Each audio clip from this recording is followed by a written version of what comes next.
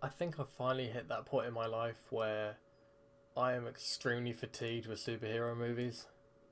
I skipped Ant-Man and the Wasp Quantumania because I heard it wasn't very good and extremely inconsequential to the rest of the MCU, so I didn't bother going to watch it. The first MCU movie I haven't seen in the cinema since about 2012. I broke the cycle, and now Shazam, Fury of the Gods has come out, which is basically probably going to get erased when the new DCU comes into play. So it's again an extremely inconsequential movie that you really don't have to see. And on top of that, it is extremely dull. It's one of the most mediocre movies I have seen in quite some time. It would be one thing if the movie was offensively bad and I could just spend the video ripping it apart for various reasons, but it's not even awful. It's just I only saw it a couple of hours ago and I'm already forgetting parts of it. It's just extremely forgettable. I don't really have anything too positive to say about it either. I guess the only positives I can really say is that Zachary Levi's still good in the role as Shazam, and there were a couple of moments in the movie that made me laugh.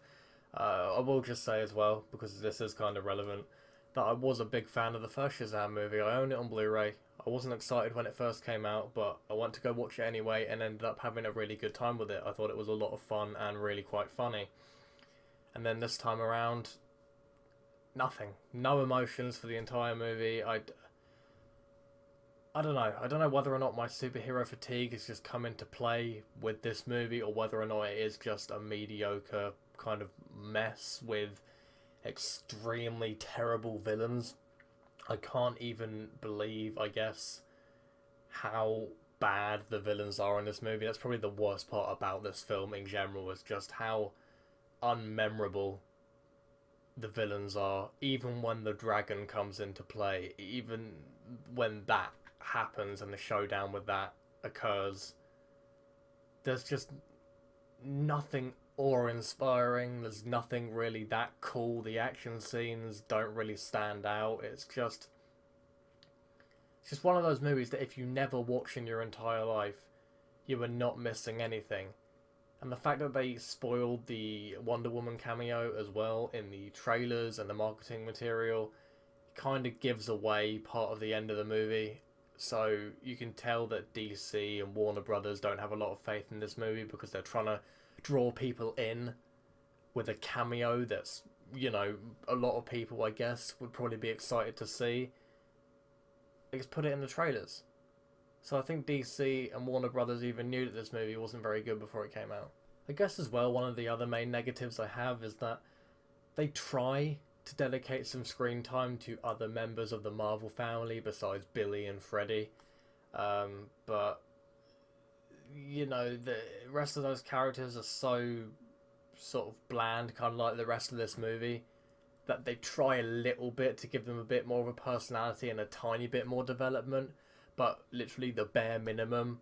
I mean, the movie's already about 2 hours, 10 minutes, so if they wanted to flesh these characters out, they'd have to easily add another half an hour into this movie. So on one hand, I understand why they didn't, but I don't think anyone really cared too much about those characters anyway, even from the first movie. I don't have a lot to say about this movie. I genuinely don't. It's just one of those weird anomalies where it's a relevant topic, people are talking about it.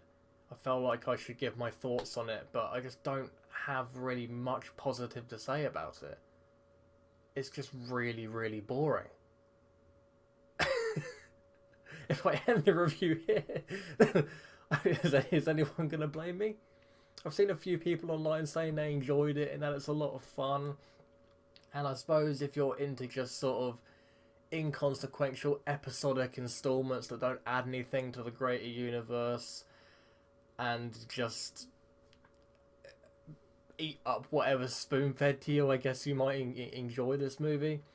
But you can tell it wasn't handled with as much care as the first one. I don't know how much studio manipulation there was, obviously, because a lot of these DC movies are getting erased when James Gunn takes over and his universe comes into play.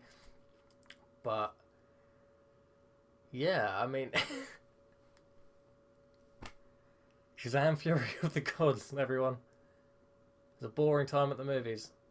I'm not going to recommend you go and see it. I think one of the biggest cardinal sins as well that this movie takes is probably to do with Dwayne Johnson, but they could have had maybe a decent, fun movie if they actually had Shazam and Black Adam meet or even acknowledge each other, but Dwayne Johnson was pretty against that. He'd rather fight Superman, and we all know how that went down.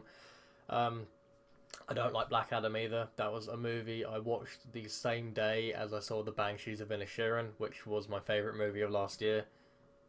And I saw Black Adam before that. Black Adam is trash. I'm sorry. It really is, but this movie is slightly better than that. But Black Adam was kind of the level of trash where there were some enjoyably laughable moments and a couple of the action scenes were okay. This movie is slightly more well crafted and well thought out than that, but not by too much. When I say it's an average movie, I mean for the majority of people who go in, I think they're going to come out going like, it was okay. For me, I'm going to give it a 4 out of 10. I think that's being slightly generous because I didn't have any fun really at all while I was watching this, but from a filmmaking standpoint, it's not the worst, most offensive thing I've ever seen. It's just, I'm never going to watch this again. It's nowhere near as bad as Thor Love and Thunder.